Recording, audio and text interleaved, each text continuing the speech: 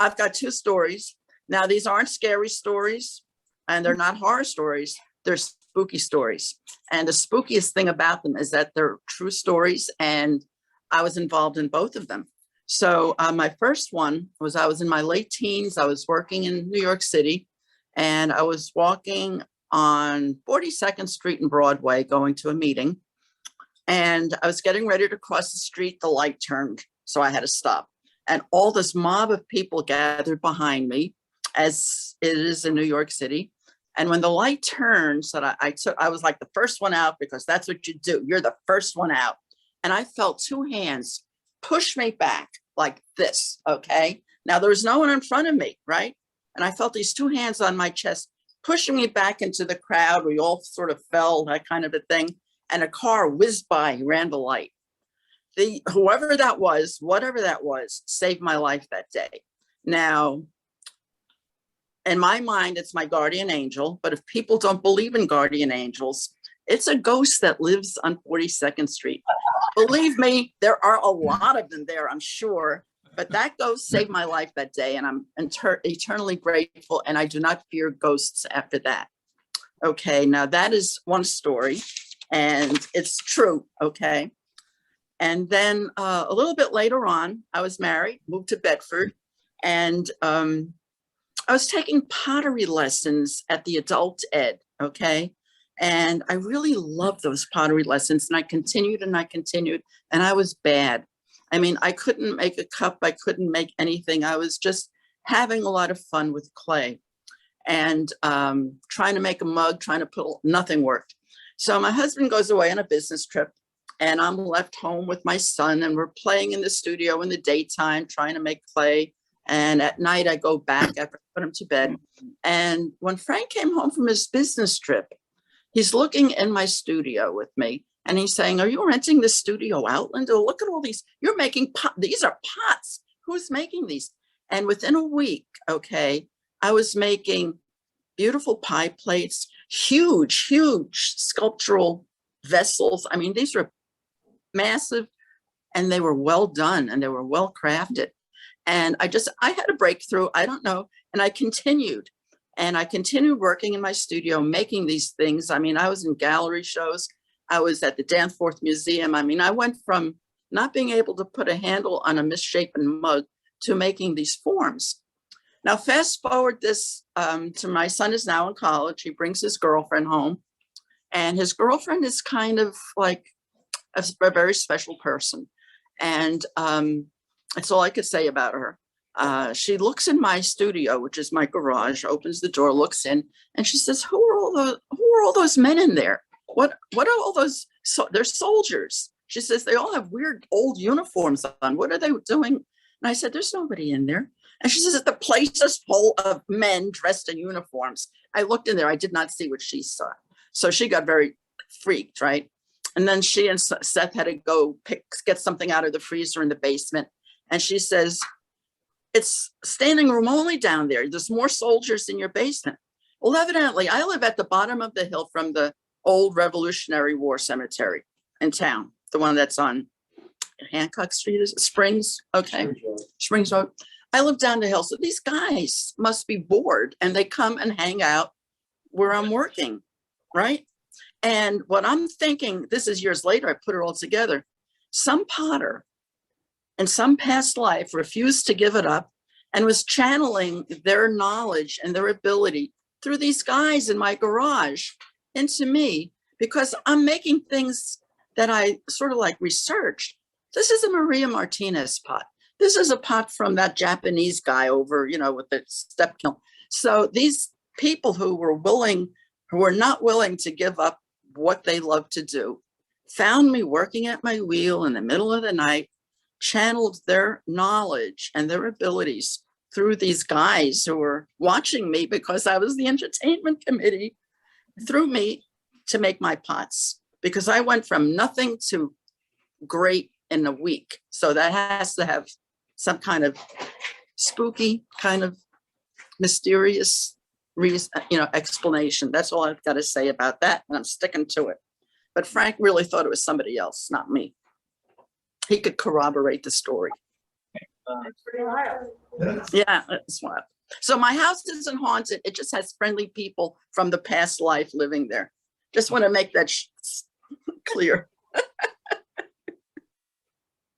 I'm done. That's it. My 2 stories. Thank you for sharing your stories, Linda. Those are pretty wild. Yeah. Can I get a point on the computer? Can I do that? You're gonna do what? Can I sit here and do my talk? Because I need to use the computer to use the. phone. Okay, sure. Can we point something at the? Call the picture. Okay, well, actually, We're gonna get something to point at. oh, look at it, it goes right on the screen here. The, Want me to share? yeah, do a share because it's a thing pointed to me. All right, the stories that are like Linda's, these are real stories. They are true. One of them takes place right here in this church. But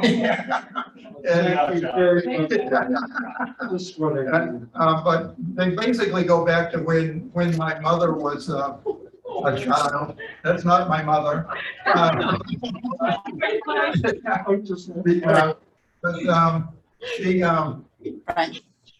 She had my mother's mother was married to an MIT grad who started the tire rubber company up in Andover, a whole big company, and they owned half the store. The big story I'm getting to is on the picture right now, but I just wanted to lead you some of the spooks that lead to it.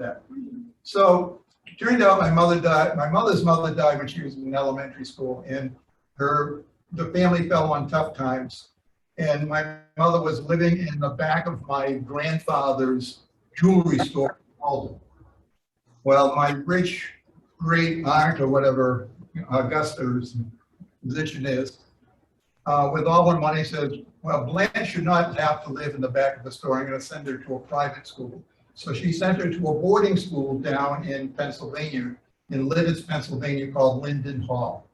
And she was there for elementary and middle school age, all paid for by my rich aunt.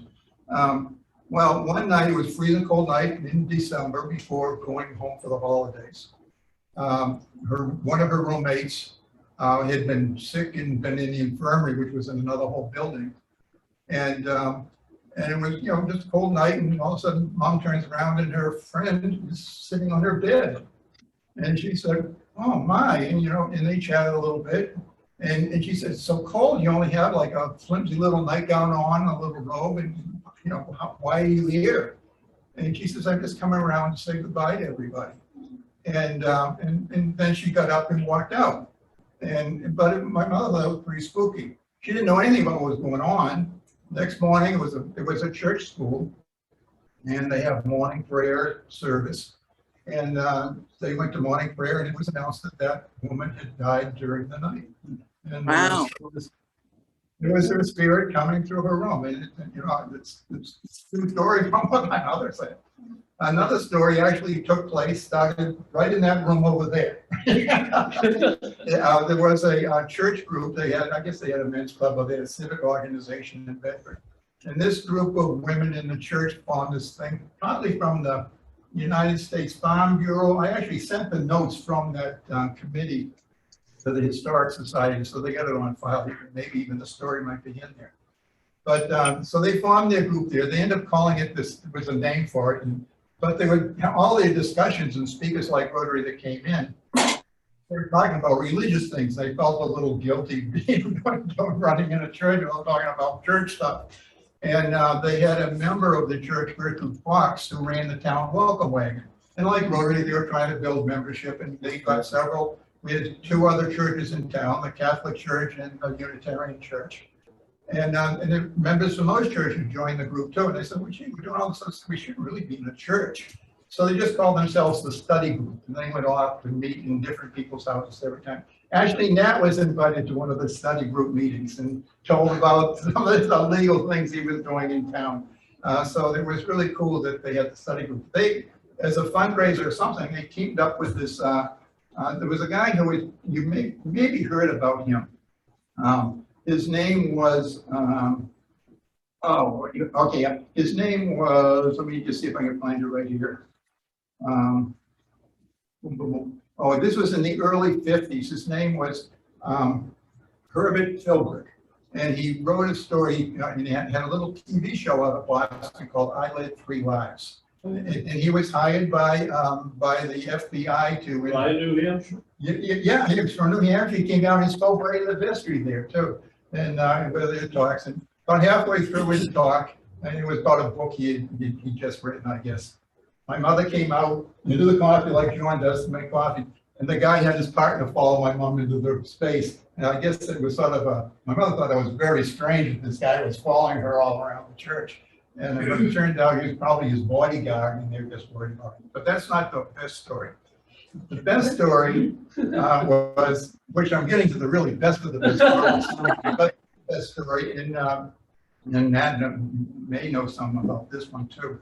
At another study group meeting, they had a clairvoyant come in, because they've got all sorts of weird speakers like that, clairvoyant, they all fit together. And so they had this clairvoyant came and she told about what her job was, and that was part of what the different speakers would do. And they said, well, come along and tell us about us. He says, if you can tell the future, what's my future? And they tell something nice, everybody laugh. Next person, they tell something nice. They got to Grace Cole, and in clairvoyant, immediately, everybody was sort of laughing. It was kind of a fun thing to do. She just turned into a cold panic, anxious, worried. She said, I can't tell you what I'm talking about, what's going through me. She says, oh no, please tell, please tell. Just no, I just can't, this is too scary. And she said, well, it just involves Grace and her kids, and that's all I can say. And so that was, so that's all I went on. And they went around and the meeting ended. But that was part of what the study group did. The later on Davis Road in those old days, and Matt knows this, there were only about 5 houses and four farmhouses and 2 or 3 others. One school bus would cover the whole street, plus all of Concord Road and everything else. But down the street, there were back to the Cole family. There was Herbie Cole, who, when I was born, my parents had lived there about probably 5 or 6 years before I was born. But down the street, there was Herbie, who was 3 years, he was now 3 when I was born. His sister Janet was probably 5, and David was probably 8 or 9. And so I was born, my best friend Herbie, now about a half mile from my house, was the nearest neighbor. And no other neighbor within 2 mile, a mile and a half radius. So Herbie was my only friend, the only person my age. So Herbie and I were like buddy buddies all the way through. Herbie was, he taught me how to write my name, spell my name, and read and all that. We just, everything that 2 guys would, I get up in the morning, tricycle down to his house, or he'd tricycle up to mine, we're just back and forth, staying overnight. And actually, that's Herbie's house in the picture there. I can point at it like right here. Can they see that? Yeah. Yeah, okay, so that's Herbie's house. And here's the barn, it's Legacy Barn. You can see the barn right there. And my house was sort of up the hill beyond, on the other side of the hill from that house.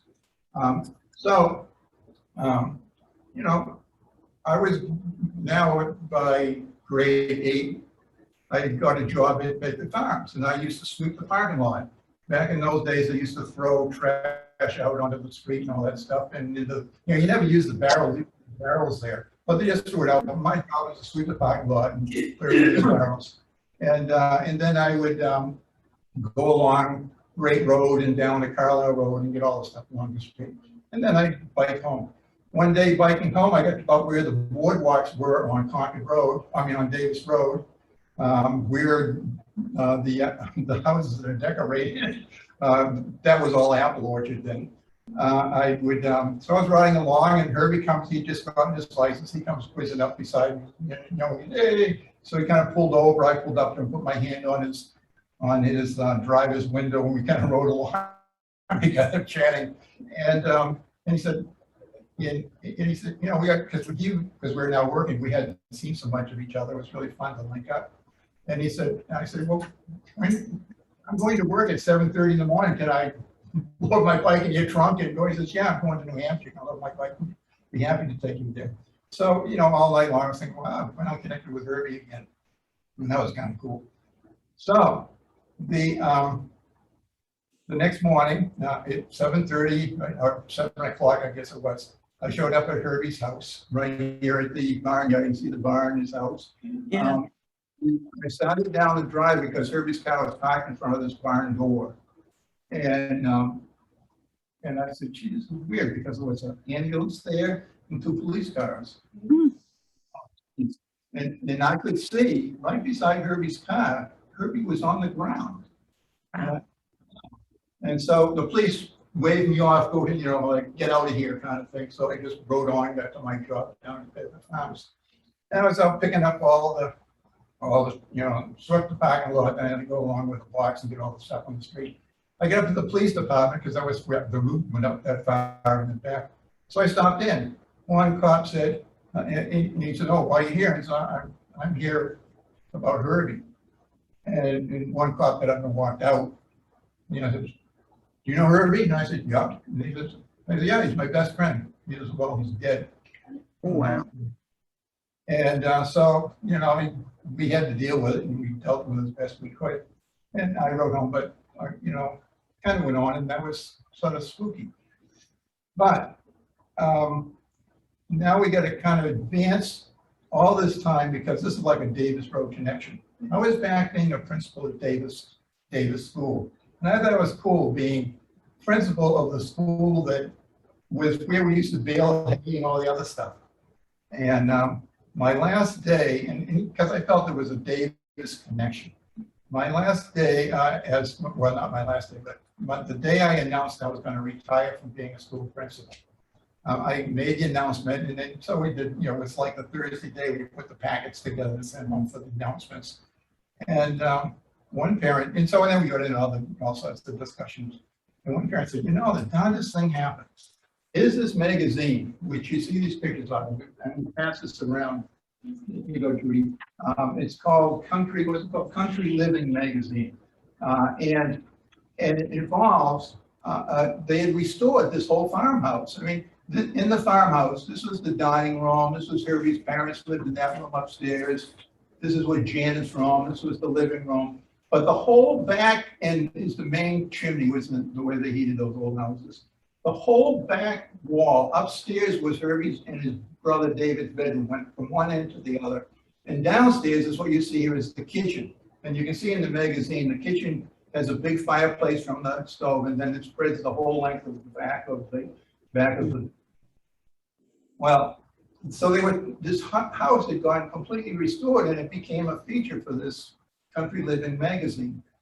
And they thought, wow, you know, and she said the photographer was out just yesterday, the day before, taking pictures of the house.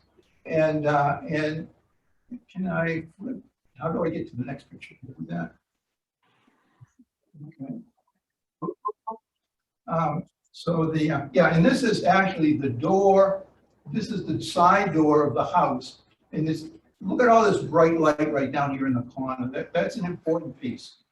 This door here goes down to the cellar, and these stairs go up here, and right directly across where it goes up and swings to the left, directly across there's a closet. But if you take another left, you go right straight across, and you're above the whole kitchen that was in the previous picture. And that was Herbie's bedroom and David's bedroom. I used to sleep up there when when we took turns visiting each other. This is the picture of the Country Living magazine.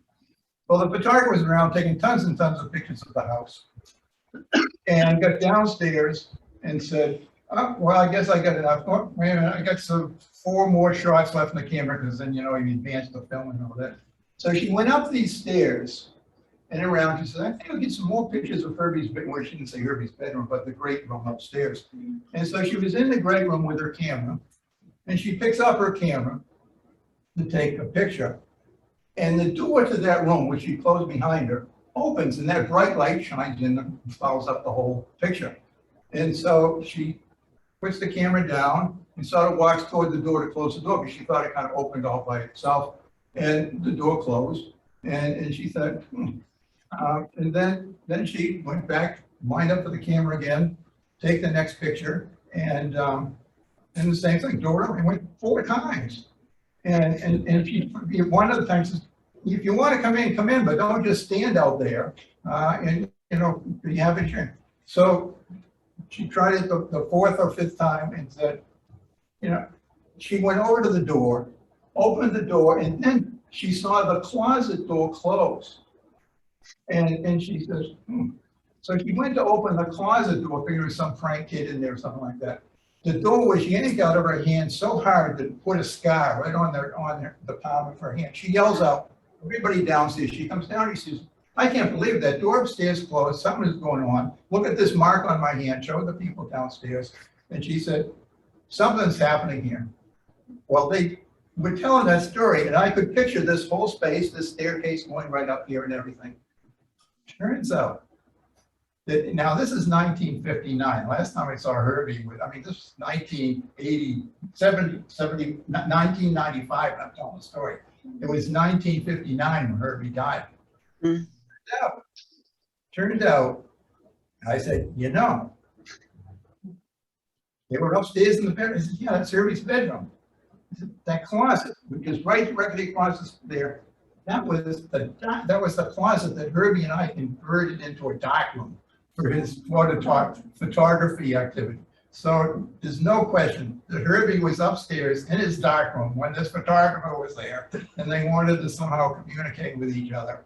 And that's my spooky story. Cool. That's cool. Well, they hadn't really figured out the whole thing, but he was found dead beside his car that morning. And he was probably 16 and a half, maybe 17 years old. Yeah, but it was a quick death, and none of us knew anything about it but the fact that Herbie's still there. Yeah. You never visited Walter died. Oh, thank you. Yeah, okay, here's the other part of the spooky. Back to the connection with the church, the clairvoyant. So here was one of the things, the clairvoyance, it was Herbie dying at age 16. Older brother David, he went to Pennsylvania Military Academy before the Vietnam War started. But when he graduated, the Vietnam War was on. He was in Vietnam. Of course, the mother was sweating bullets because she had these spooky ideas. He landed a Chinook in a helicopter in Vietnam. Boiling. Just fine. What happened? And then he got married. He was flying for Eastern Airlines. He joined a group down in Miami because they operated mostly out of Florida or somewhere down there. And he got involved with the whole glider group.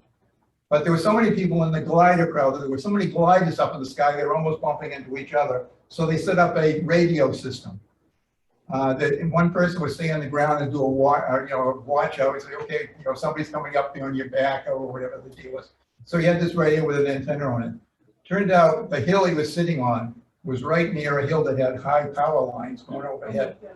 So, and one arced right down his antenna, went right through his body and killed him instantly. Wow. And so here's the story of the clairvoyant from the study group, finding out that, Herbie's older brother died when he was in his 30s. And Janet ended up fine. She did well in everything. Oh, then Grace. Grace, it turned out, in her last few years of her life, came down with jaw cancer.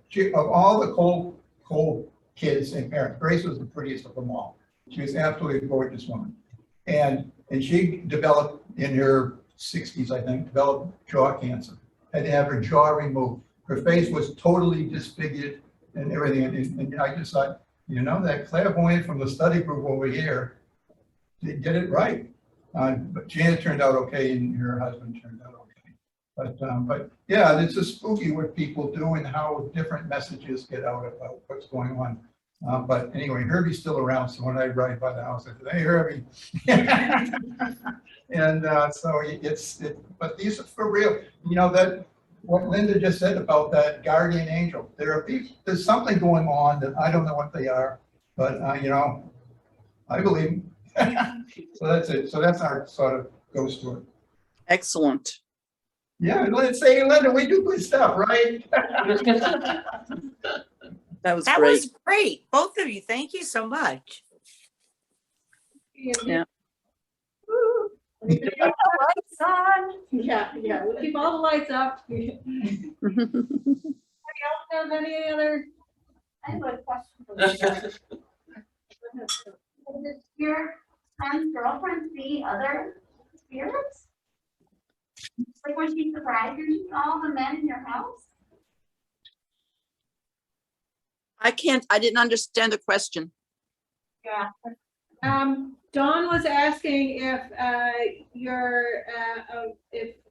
the girlfriend had seen other things, or that was the first time she'd ever. I don't know if she's seen other things. She was a clairvoyant, but in my house, she was freaked out. I think this was the first time she actually saw in the flesh, so to speak, people walking around, doing things, hanging out, touching stuff, yeah, that was the first time. And she got together with her. She was very worried about me, first of all, that I was living in this place. She wasn't worried about my son because he was in college with her. So they put a block on me and my family, meaning that no harm can come to us from any of this stuff, right? And that sort of changed. That block is what really changed my life, because not only did it block the bad stuff, I think it blocked a lot of the good input I was getting to. It just blocked me, that I had a safety veil around me and my husband, that we couldn't be harmed by these people, but then we couldn't be getting the good influence either. But by that time I had learned enough from what these folks were giving me that I was not hurt by the block so much, except for one time when I went to a career counselor. Evidently, she used her clairvoyancy to help guide people into their paths of life, right? And she was just like saying things to make up time, but I wasn't getting anything from her. Finally, I asked her, I said, my friends who have come to you, my acquaintances, my work coworkers come to you, have gotten some really good insights and information, and that's not coming from me. And she says, to be truthful, I can't see anything in you. So I was blocked by good too. Yeah, I think she just started with that one though. Yeah. She put a block on you. What was the methodology for that? I'm not a clairvoyant, and I'm not a group of clairvoyants, and I don't know how they do it, but they were trying, these folks, other folks who told me about it, they were doing, readings of, your birth date and trying to find out, I don't really understand it, but they did it, right? And they couldn't find anything about me, the date I was born. They couldn't correlate any of the information that they normally get from people and develop a chart. You're this kind of a person, this is that, and this is the other. There's a lot of stuff I don't understand, okay? But they were having that, this is what they do. And they couldn't read me. I was totally blocked. They had my date of birth, the hour of my birth, where I was born, what the stars said, and they couldn't come up with anything. I was like, not there. You're an enigma. Are you still blocked? Or did you I have no idea. I have no way of knowing unless somebody wants to do another reading for me, and then they could either make something up or say they can't. They will never tell you they can't, right? But they'll just say stuff, But yeah, I don't know how long those blocks last, that you're protected from good stuff and bad stuff, evidently. I'm still fixated on Ralph's best friend dying. Yes, yeah, that now, did they say when he died? Did he die when Ralph was with him, or what? I didn't get the progression of time from that story. Ralph was with him the evening before, and then in the morning his friend had passed away. Well, he was found dead beside his car outside in the barnyard. Yeah. It was a weird time. Yeah. Yeah, Victor, what? Ralph, you told me a story about a ball. Oh, at one point I said, gee, I'd really like to go back to that house and sit out front of his house with a tennis ball, because we used to play catch in the backyard and all that stuff. With your friend Herb? Yeah, with Herbie, yeah. I mean, one of the fun things we do is sit around doing that. We toss the ball over the wire going into his house, and, do the all nutty things the kids did. But I said, I bet if I sat there where we used to hang around outside his front door, and I had a tennis ball, I'd say, hey, Herbie, think you can hit the barn door from up here with this clock ball? I bet he'd take the ball out of my hand and throw it.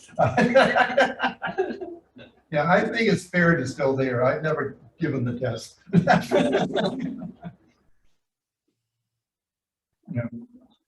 but I really believe there are powers.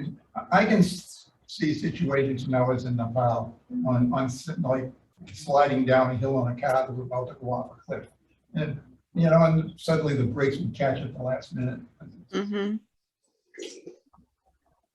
Yeah, they're there. Yeah, Well, add they're that, there. I want to add in a sense, whether you want to believe in somebody who's telling your future and what to do about that, whether you believe it or not believe it. I just, my mother had her fortune told before she left Taiwan. And in a sense, she's never told me what she said. But it was kind of interesting. It was after the fact that they told her that she was going to have 2 girls, which we are, and 2 boys after that. And there was going to be some turmoil in between the 2 boys. And well, my brother was born, who's 10 years younger than me. And then there was an infant that never came, was a 6 months pregnancy that failed.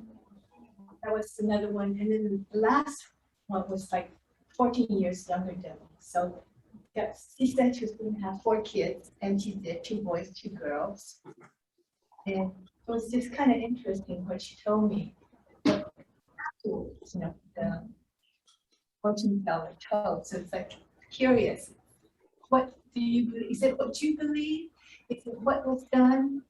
Do you affect what you think have to happen? But I don't think losing that child, and it's very strange because the youngest thought he was an oops child. But when I told her about that, no, Mom really, really wanted you.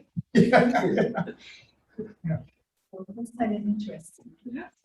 Along those lines, Sue, when I went to a fortune teller with my cousin in Pittsburgh, we were doing fun stuff together. And she said, oh, I could tell you're from out of town. I see tall buildings. She was reading my tea leaves, right? And my Brooklyn accent, I mean, how could she how could she miss that? But she said, when you get home from your trip, the first phone call you get is going to be the person you're going to marry. Now, when I left, I was practically engaged to this fellow, and he didn't want me to go on this trip driving all the way to Pittsburgh from Brooklyn by myself, but I did it anyway. He said, I'm going to be calling you at this time on the night that I was coming back. On Monday night, I'm going to call you at 7:30, make sure you're okay, right? And we'll make plans for the week. And so when I get home, the phone rings and I said, oh, that's my boyfriend. I pick it up, and who is it but Frank? Now, I hadn't seen Frank in 5 years. I hadn't heard from him in 5 years, maybe even longer. He took me to my college prom, I think, and then that was it, right? This is 5 years later. It was Frank. And so I didn't even connect that to what this fortune teller said. So, yes, he said he's going to be in Brooklyn. He's going to be in the neighborhood. Maybe we could get together, have a cup of coffee. So I said, well, I don't know how. Yeah, why not? I said, yeah, it's harmless, a cup of coffee, right? Well, I want to tell you something. I never, ever, ever heard from my boyfriend again. He never called me. So I'm glad that I didn't diss Frank and say, bye, I'm practically engaged to this other guy. I don't want to do that. We had coffee. It was harmless. And then that was it. We just started seeing each other. Very harmless. I was still grieving over this guy. He was grieving over another girlfriend that went wrong. But we would go canoeing. We would go sailing on his little sunfish, and we would have just fun times together, no commitment. And then look what happened. That's a lovely. Yeah. But this, yeah, clairvoyance and fortune tellers. You either believe it or you don't.